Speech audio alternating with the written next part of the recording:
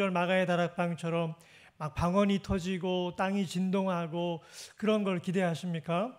저는 그런 거는 아니었으면 좋겠다라고 소망합니다. 왜냐하면요, 진동이 너무 강하게 오면 우리 건물 위험합니다. 이제 50년 넘었기 때문에요, 우리 이제 건물도 위험하고, 제가 원하는 성령의 은혜는요, 잔잔하게 임하시는 성령의 은혜입니다. 오는지 안 오는지도 모를 만큼 임하셨다가 가셨는데, 성령께서 가신 게 아니고 사실은 알고 봤더니 어디 계세요? 내 안에 계시는 거예요. 가신 줄 알았는데 그냥 같이 계시는 거예요. 언제까지 계실까요? 영원히 함께 계신다는 걸 알게 되는 은혜가 우리의 눈에 열려서 보여지고, 당장 주변에서 볼 때는 아무런 변화가 없지만 나는 부정할 수가 없어요. 성령께서 계시다는 걸. 그런 잔잔한 성령의 임재를 누리시기를 주님의 이름으로 축복합니다. 아멘. 성령께서는 우리 가운데 도구로 오신 분이 아니고요, 우리의 주인으로 오신 분입니다. 근데 우리가 정말 성령의 임재를 경험하고 그분을 영접해서 그분을 주인으로 모시고 살아가는가를 보려면 뭘 봐야 될까요? 입술도 아니고요, 우리의 모양새도 아니고요, 영적인 은사가 있느냐 없느냐도 아니고요, 지갑의 주인이 바뀌었냐를 봐야 됩니다. 지갑이 내 뜻대로 마음껏 사용하던 사람이 주인이 바뀐다는 건 뭘까요? 주인께 물어보고 그 지갑을 여는 겁니다. 1,000원짜리든 10,000원짜리든 100만원짜리든 지갑의 주인이 누구이십니까? 하나님이세요. 지갑의 주인이 바뀌어야 진짜 주인이 바뀐 겁니다. 그런 의미에서 오늘 이 땅의 주인을 인정하라 라는 제목으로 말씀 나누려고 하는데요, 하나님의 나라는 가나안 땅에 또 다른 모형을 가지고 있습니다. 하나님 나라를 보여주시려고 가나안 땅을 예비하신 하나님이십니다. 이스라엘 자손에게 말하여 그들에게 이르라, 너희가 요단강을 건너 가나안 땅에 들어가거든. 하나님이 구약에 예표하신 모든 사건은 결국에는 예수 그리스도를 통해 우리가 영생을 누리게 될 것을 보여주신 겁니다. 그러니까 우리는 이 가나안 땅을 점령해 들어가는 사건을 우리가 누리게 될 천국의 영광과 빗대어서 말씀을 보아야 됩니다. 이스라엘 백성들이 출애굽하기 전까지 애굽에 살 때는 노예로 살았다고 합니다. 누가 왕입니까? 파라오, 이집트의 바로가 왕입니다. 그런데 하나님께서 거기서 건지신 이유는 무엇입니까? 이제 애굽에 종살이하던, 애굽의 왕인 바로를 섬기던 삶에서 벗어나서 여호와 하나님만을 섬기게 하시려고 불러내신 겁니다. 그래서 교회가 에클레시아라고 하는 이름을 가지고 있는데요, 이 헬라어 에클레시아 뜻이 뭐냐면 세상으로부터 불러냄을 받은 공동체입니다. 그러면 이 세상은 뭐라는 거죠? 구약에 빗대어 본다면 이 출애굽하기 전까지의 이 애굽의 노예살이 하는 것처럼 세상 임금 마귀가 다스리는 세상 속에 우리가 살고 있던 겁니다. 예수 믿기 전에 우리의 왕이 누구였습니까? 마귀입니다. 사탄 마귀가 모든 사람의 왕노릇하던 그 삶을 살다가 예수 그리스도께서 우리를 불러내신 겁니다. 그 통치 아래 머물지 말고 나의 통치 안으로 들어오라고 불러내신 겁니다. 그러니 하나님의 통치는 이미 시작이 되었고 그들이 광야 생활을 하는 가운데 하나님이 진짜 왕이시라는 것을 고백하게 될 때, 그때 하나님이 뭘 주시냐? 마지막으로 땅을 주신 겁니다. 그 땅이 바로 가나안 땅이고요. 우리 교회는 그럼 뭘까요? 광야 교회입니다. 우리는 광야 생활하다가 우리의 죽음 이후에 어디로 이르게 됩니까? 진정한 영적 가나안 땅, 새 예루살렘에 들어가게 됩니다. 그러니 그 모형을 오늘 이 민수기 말씀을 통해 보여주고 있다라는 관점으로 말씀을 보면 좋겠습니다. 가나안 땅이 뭐의 예표라고요? 하나님 나라의 예표입니다. 그 하나님 나라를 죽어서만 살아가는 게 아니고요, 이 땅에서 살아가게 하셨습니다. 왜 이 땅에서 살아가게 하셨을까요? 예행 연습을 하라는 겁니다. 진짜 구원받은 것은 어떻게 아느냐? 내 안에 하나님의 통치가 임하고 내가 천국에서 살아갈 그 삶이 이 땅에서 경험되어질 때, 나 구원받았구나. 나의 왕이 사탄 마귀에서 여호와 하나님으로 바뀌었구나라는 걸 경험하면서 구원의 확신이 깊어지는 겁니다. 교과서에서 배우셨을 겁니다. 나라의 3요소가 뭐지요? 주권, 국민, 그리고 마지막에 영토입니다. 대한민국의 주권은 누구에게 있습니까? 국민에게 있습니다. 국민 주권주의를 우리는 이제 왕정 시대를 벗어나 살아가고 있지요. 국민은 누구입니까? 그 대한민국 정부에서 국민이라고 인정해 준 자들이 국민입니다. 근데 국민 주권주의라는 관점에서 국민은 누구냐? 우리 모두가 함께 너 대한민국 사람이다라고 인정해 주는 그 시스템 안에 들어와 있는 자가 국민이고요. 영토는요? 영토는 우리가 살고 있는 이 땅이지요. 자, 그런데 하나님 나라의 관점으로 보게 되면 주권이 누구에게 있을까요? 하나님에게 있습니다. 하나님의 백성에게 하나님 나라의 주권이 있지 않습니다. 세상 나라는요, 어떨 때는 왕에게 전제 정권을 주면서 짐이 곧 국가다라고 하는 그런 말도 나올 정도로 왕에게 모든 권력을 주었다가 그걸 다 빼앗아 왔다가 옥신각신합니다. 그런데 하나님 나라의 주권은 한 번도 흔들린 적이 없습니다. 누구에게 있을까요? 하나님에게 있습니다. 하나님의 왕권이 선포되는 나라가 하나님 나라입니다. 그 국민은 누굴까요? 그걸 인정하는 자들입니다. 하나님을 왕으로 모시고 하나님에게 경배하는 자들, 하나님을 왕으로 인정하는 자들이 하나님 나라의 백성들입니다. 영토는 뭘까요? 영토는요, 우리는 지금 이 눈에 보여지는 물리적인 땅을 중요하게 생각하지만 하나님 나라의 영토의 본질은 하나님의 임재가 머무는 땅입니다. 그러니까 하나님 나라를 만약에 이 땅에서 경험하게 하시려면 하나님 어떤 과정을 거쳐야 될까요? 하나님의 왕권이 이 땅에서 실현되어지는 걸 경험하게 해 주셔야지 하나님을 왕으로 인정할 수가 있습니다. 하나님이 죽어서 가는 저 천국에서만 왕이시고 이 땅에서는 아무런 역사를 하지 않으신다면 우리가 어찌 하나님을 왕으로 인정할 수가 있겠습니까? 그래서 하나님은 초강대국인 애굽을 세우시고 그 애굽을 10가지의 재앙을 통해서 한 번에 박살을 내실 수 있을 만큼의 권능을 가진, 땅의 권세가 하늘의 권세를 당할 수 없음을 10가지의 재앙을 통해 보여주시고 그들을 광야로 이끄셨고, 이 땅이 광야여도 하나님의 임재가 머무는 땅이라면 광야가 사람 살기에 적합한 땅이라는 걸 경험하게 하셨습니다. 그런데 언제만 그 은혜를 누리느냐? 이스라엘 백성들이 하나님을 왕으로 인정하면 그 광야도 여호와의 임재가 머무는 땅이기에 제법 살만한 땅으로, 은혜의 땅으로 누릴 수가 있었지만 그들이 불순종하고 하나님을 왕으로 인정하지 않을 때는요, 목마름과 추위와 허덕임 가운데 죽음을 늘 두려워해야 되는 땅으로 변했던 것입니다. 이런 하나님 나라를 우리가 다시 한번 오늘 3가지의 관점, 주권과 국민과 영토라는 관점에서 면밀하게 살펴보려고 하는데요. 자, 주권이 구약 시대로 말하면 여호와 하나님께 있던 것이 신약으로 오면서는 예수 그리스도가 그 주권의 핵심을 쥐고 계신 분으로 등장하게 됩니다. 국민이 이스라엘 백성들이었죠. 그런데 신약으로 오면서 그리스도인들이 하나님 나라의 백성임을 나타내 주고 있고요.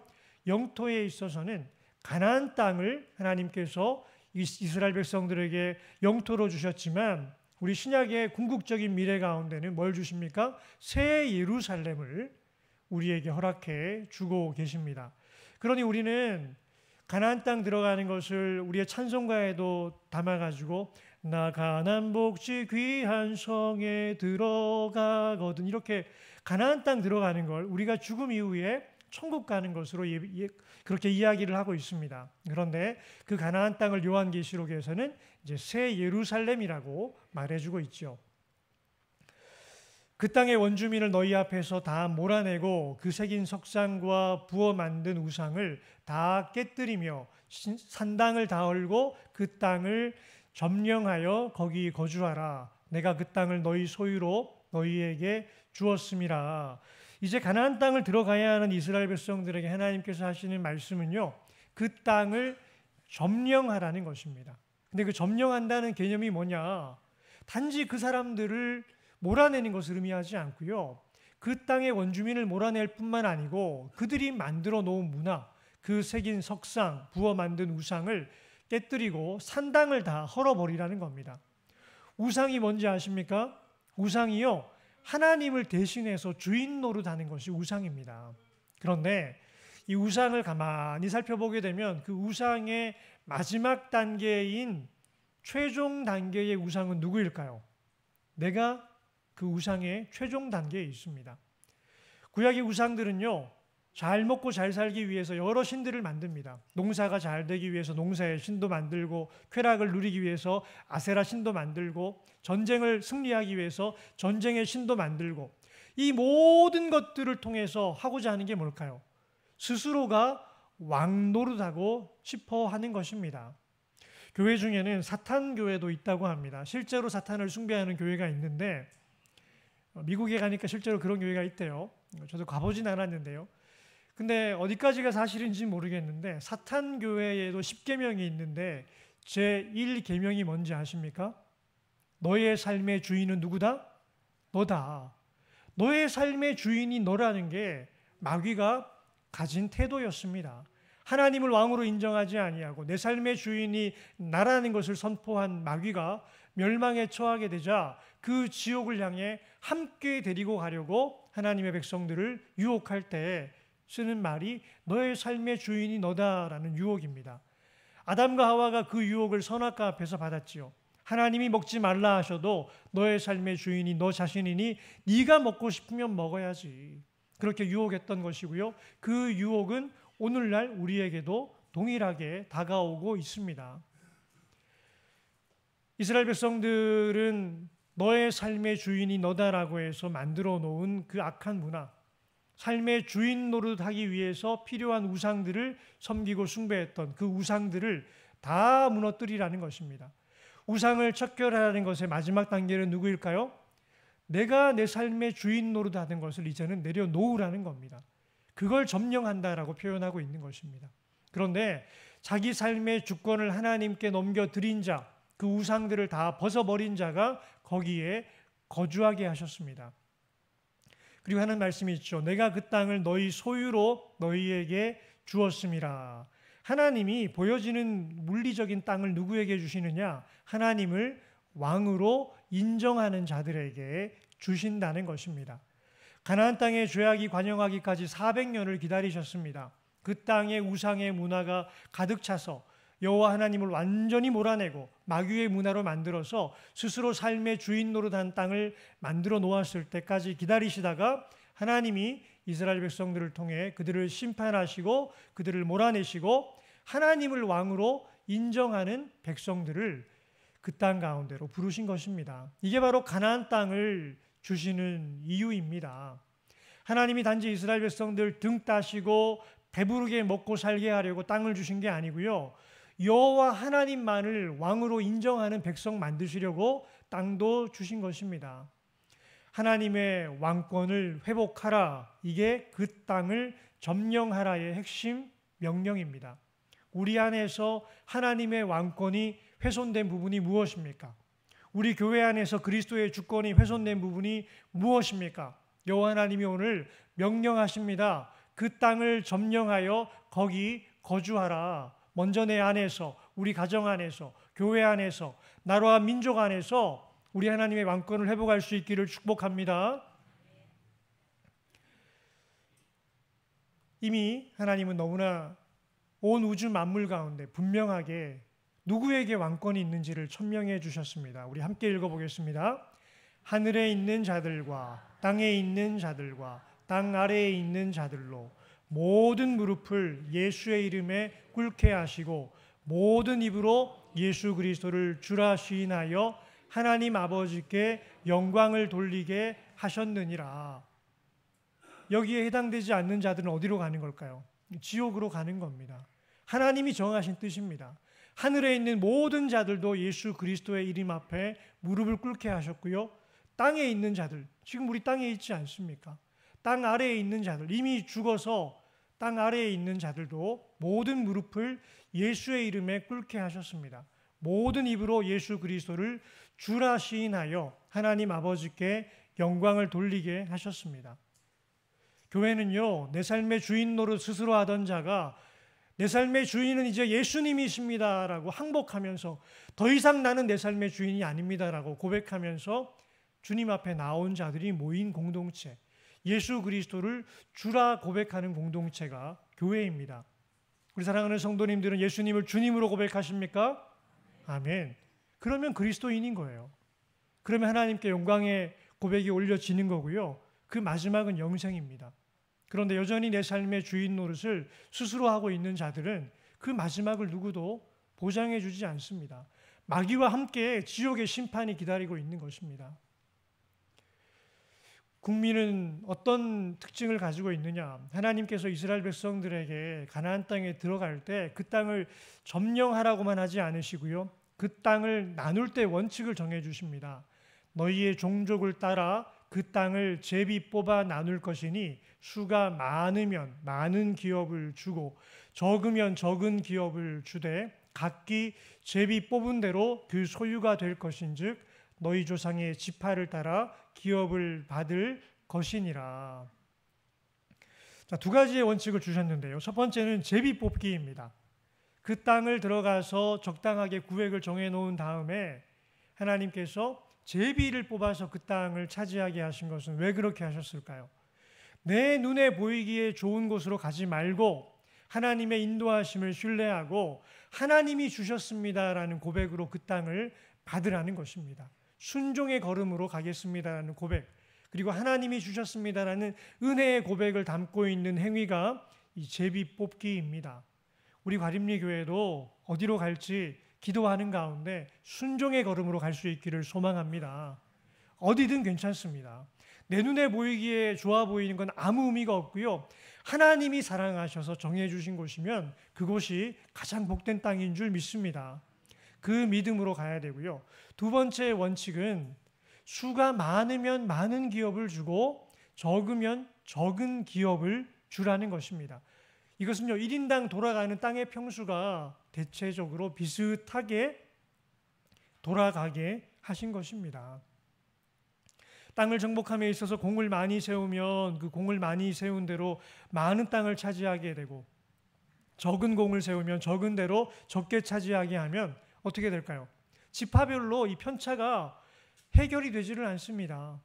그렇게 되면 뭐가 형성될까요?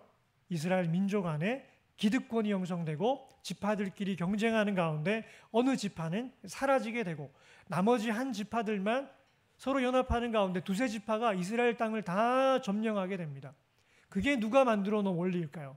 그게 바로 약육강식의 세계, 강한 자가 약한 자를 짓밟는 마귀가 만들어 놓은 문화입니다. 그런데 하나님의 나라는 그렇게 하지 말라는 것입니다. 왜 그럴까요? 내 권력이 많아지면요, 하나님의 왕권을 인정하기가 어려워집니다. 사랑하는 성도님들, 땅 가지신 분들이 있으시죠? 그 땅 주인 누구십니까? 하나님이십니다. 땅이라는 게 꼭 뭐 난 땅 없는데요, 통장에 잔고 있는 분들이 있으시죠? 우리 사랑하는 성도님들, 통장 잔고 그 누가 주인입니까? 하나님이세요. 그런데요, 빚밖에 없었을 때는 하나님이 내 소유의 주인이십니다라는 고백을 하기가 너무 쉽습니다. 오히려 기쁘기까지 합니다. 빚이 너무 많이 있는데 하나님이 너의 모든 소유가 내 것이다라고 하니까 하나님, 그러면 제 빚 다 주님의 것입니다. 주님이 이 빚 다 가져가세요. 빚쟁이가 독촉해도요, 하나님 어떻게 할지 주인께서 결정하세요. 빚쟁이가 독촉 왔는데 제 빚이 아니니까 주인께서 책임지세요. 내 삶의 소유권을 주님께 넘기기가 너무 쉽습니다. 그런데 이 빚이 다 청산되고 물질이 쌓여가기 시작하고 통장 잔고를 열어볼 때마다 동그라미가 하나씩 더 붙어가고 어느 날 땅도 내 이름으로 사게 되고 건물도 세우게 되고 그 가운데 여러분의 땅과 건물과 통장에 있는 모든 잔고가 하나님의 것입니다 라고 하면 아멘이 나올까요? 안 나올까요? 아멘 소리가 점점 작아지다가 아멘이 노멘으로 바뀌게 되는 게 이게 우리 성도님들의 삶입니다. 그런데 그렇게 살다 보면요, 누가 찾아올까요? 마귀가 찾아옵니다. 너의 삶의 주인은 너다. 그 정도 물질이 있으면, 그 정도 세상에 권력이 있으면, 그 정도의 인맥이면 네 삶의 주인 노릇 너 스스로 할 수 있다라고 귀에 소근소근 찾아옵니다. 그리고 실제로 하나님 앞에 묻지 않아요. 내 마음대로 쓰겠다라고 생각합니다. 내 영광을 위해 사용합니다. 하나님과의 거리는 점점 멀어지게 됩니다. 여러분, 그러면 어디까지 멀어질까요? 하나님과 멀어지고 마귀와 가까워져서요, 인생의 마지막이 마귀손 붙들고 지옥 가는 길로 갈까 두렵습니다. 하나님이 그래서 사랑하시는 자는 어떻게 하실까요? 그 소유를 다시 빼앗아 가십니다. 하나님 나라 백성이 누구라고요? 하나님을 왕으로 고백하는 자들입니다. 근데 하나님은 이 하나님을 왕으로 고백하는 이스라엘 백성들이 자기들끼리 기득권을 형성하고 땅의 영광에 취하고 그걸 더 가지겠다고 우상 숭배하는 거 두려워하세요. 그래서 하나님의 왕권을 유지해 갈 수 있도록 누군가에게 물질이 너무 많이 흘러가지 아니하도록 그저 사이좋게 지내라고 이렇게 원칙을 정해 두신 거예요. 그리고 땅의 소유는요, 사도 영원히 가질 수 없게 하셨습니다. 일정 기간 동안만 가지고 있다가 희년이 다가오게 되면 그 땅을 다 돌려주게 하셨어요. 왜냐? 이 땅이 부의 기반이기 때문입니다.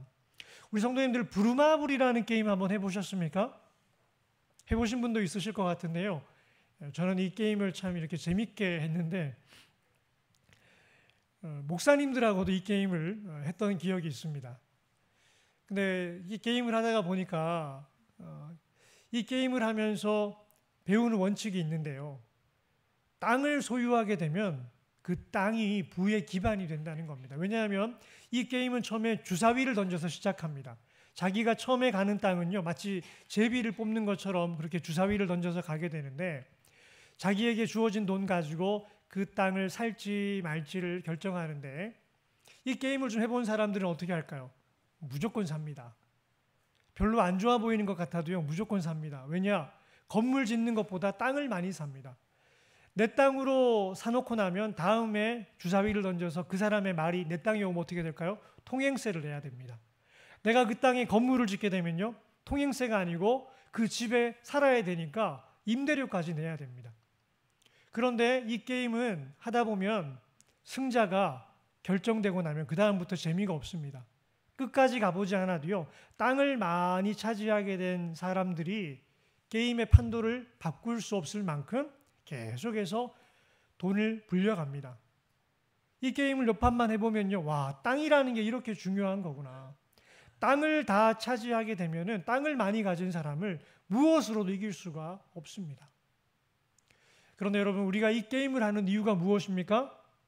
게임은 같이 즐겁자고 하는 거잖아요. 근데 이 게임에만 몰두해 가지고 감정이 상하고 속상하고 기분 상하고 그렇게 되면 될까요? 안 될까요? 게임을 한 의미가 없는 거죠. 근데 목사님들하고 제가 했던 기억이 왜 나냐면 목사님들끼리 했음에도 불구하고 게임하다가 감정이 상하더라고. 다시 해! 하면서 다시 해!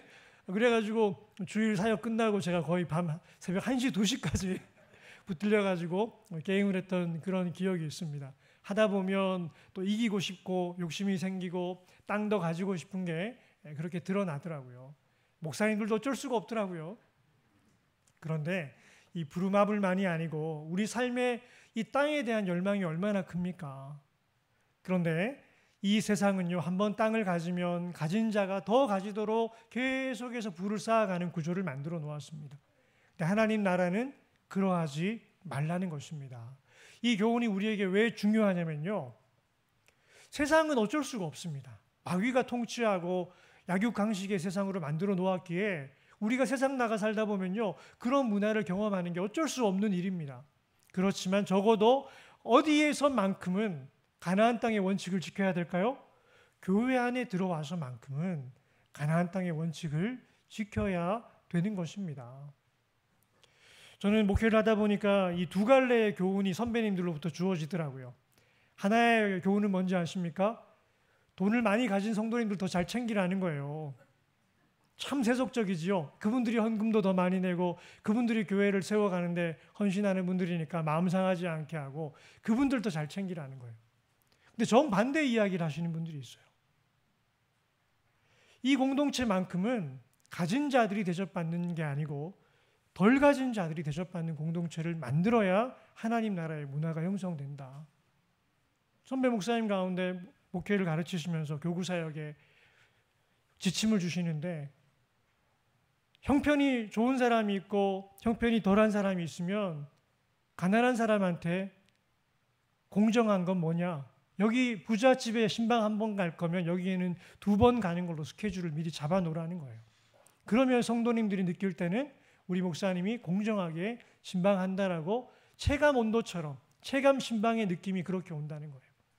그리고 성도님들이 봉투를 주시거나 도서비 하라고 격려해 주실 때는 감사히 받되 온 성도님들이 주신 것으로 알고 받으라고. 누가 줬는지를 빨리 잊어버리고 온 성도님들이 주신 걸로 알고 성도님들의 사랑으로 받고 감사히 쓰고 흘려보내야 될 때 잘 흘려보내라고. 그렇게 가르치시는 분들이 있더라고요. 저는 누구의 교훈을 받았을까요? 우리 성도님들에게 맡기겠습니다. 맞춰보십시오. 하나님께서 우리에게 주신 교회만큼은 남겨두셔야 됩니다. 뭘로 남겨두셔야 될까요? 하나님 나라를 경험할 수 있는 공동체로 남겨두셔야 됩니다. 우리는 세상을 살아가다 보니까요, 자연스럽게 우리 안에 어떤 마음이 있느냐? 경쟁에서 이기고 싶은 마음이 있어요. 돈 없다고 서러움 받았던 그 마음 때문에 빨리 부자 되고 싶고 나도 좀 제대로 된 한 자리에 올라서 누군가 앞에 당당하게 나를 드러내고 우리 집 이런 집안이야 하고 가슴 어깨 쫙 펴고 싸우고 싶은 마음이 있어요. 그러다 보니 그 본능 가지고 교회에 들어오면 교회에서도 내 말이 더 힘이 있어야 되고 우리 가정이 우리 집안이 하면서 또 경쟁하게 되는 그런 문화를 형성하기가 쉽습니다. 그런데 그런 기득권이 형성이 되고 교회가 기득권에 끌려가게 되면요, 하나님 나라의 문화를 다 잃어버리는 겁니다. 교회 안에 기득권을 형성하면 누구에게 가장 큰 피해가 갈까요? 그 기득권을 형성한 그 무리에게 가장 큰 피해가 갑니다. 하나님을 경험하지를 못해요. 우리 한번 따라 하실래요? 기득권을 형성하면 신앙의 대가 끊어진다. 기득권을 형성하는 그 무리가 신앙에 대해서 끊어져 버려요. 그래서 저는 누군가가 교회를 추천해 달라고 하면 첫 번째는 추천하는 교회는요, 양육 과정이 잘 형성되어져 있는 교회고요. 두 번째, 절대 가지 말라고 하는 교회는요, 기득권이 형성되어서 기득권에 움직이는 교회들이 있어요. 목회자가 기득권이 되고요. 또 교회 안에 몇몇 중직자들이 기득권이 되어서 움직이는 교회는 가나안 땅의 은혜를 누리지 못하는 교회입니다.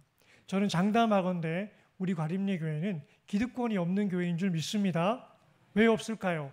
이 55년 동안 서로 낮아지고 서로 겸손하고 가진 자들이 또 교회를 오래 다닌 분들이 누릴 수 있음에도 불구하고 더 낮아지고 더 겸손한 자세로 교회를 섬겨오셨어요.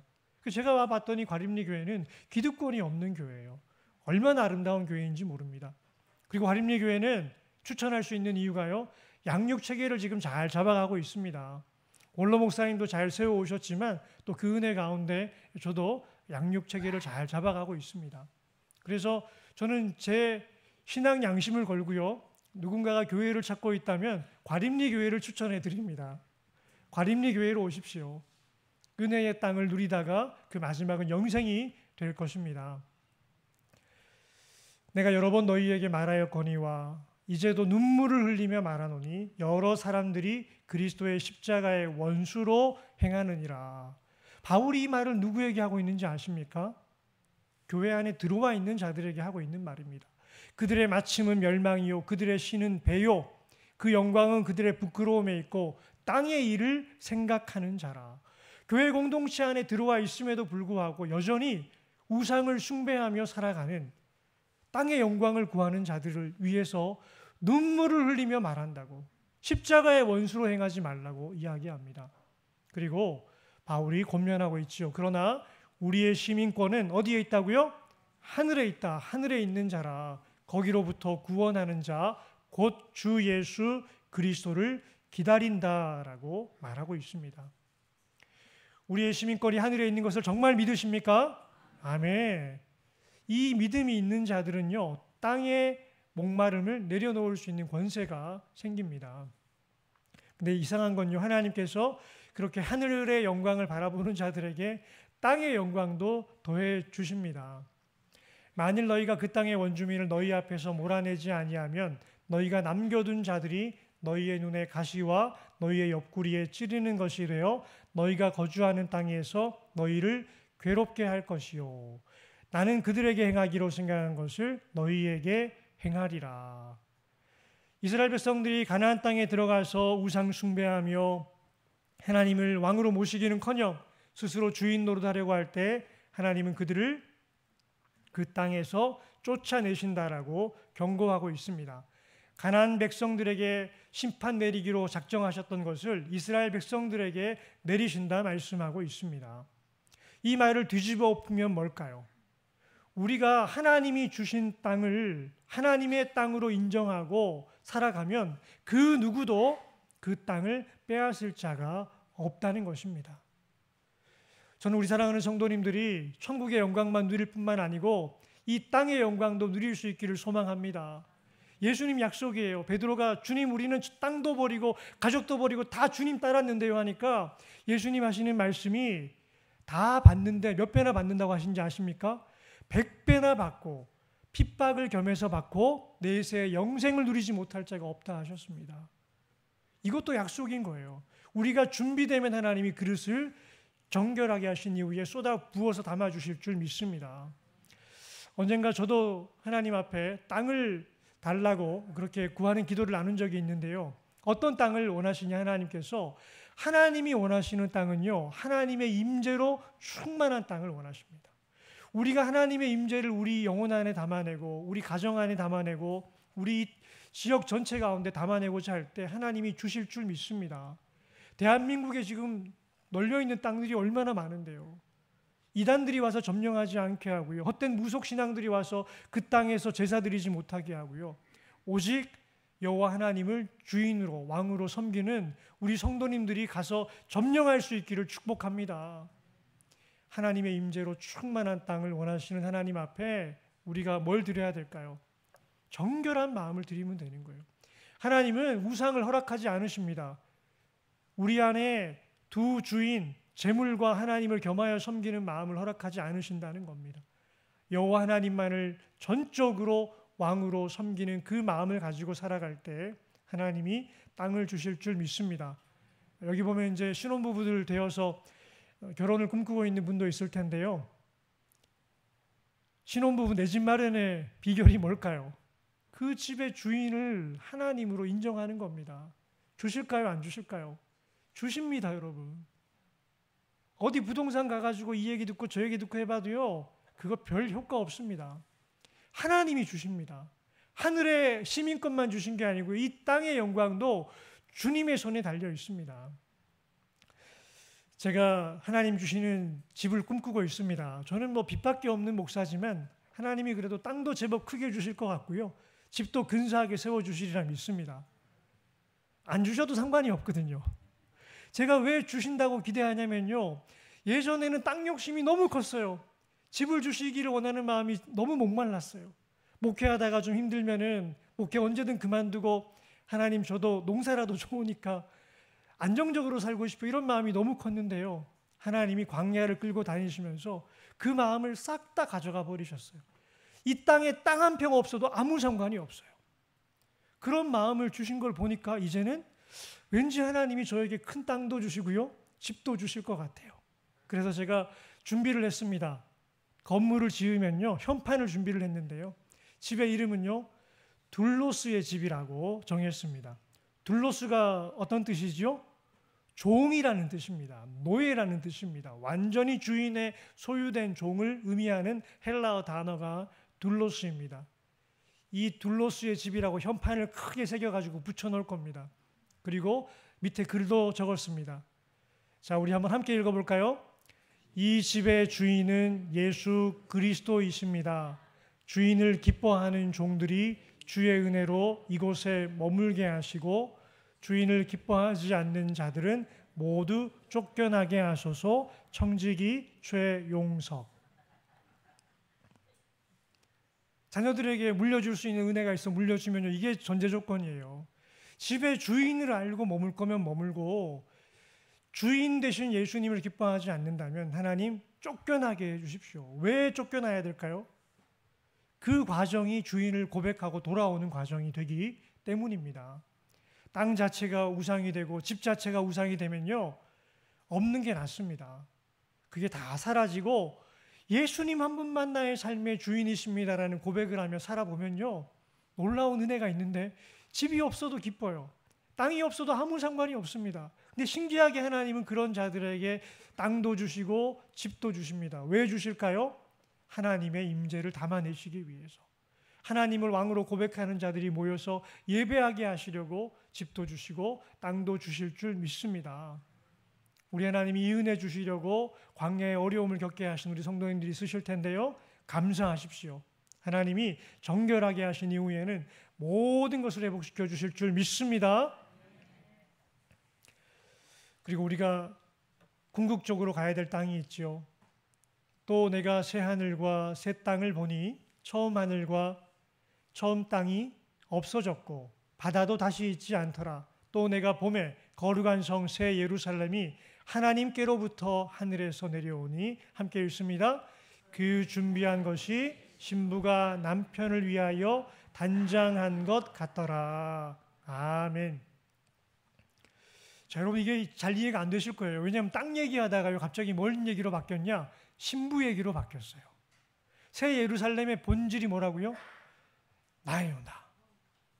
내가 새 예루살렘의 본질인데 내가 누구를 위해서? 신랑 되신 예수 그리스도를 위해서 준비한 것 같더라. 하나님이 정말 우리에게 주시고자 하시는 땅은요, 우리의 몸과 우리의 삶 전체가 새로워져서 하나님의 임재를 담아내는 거룩한 땅이 되게 하시는 겁니다.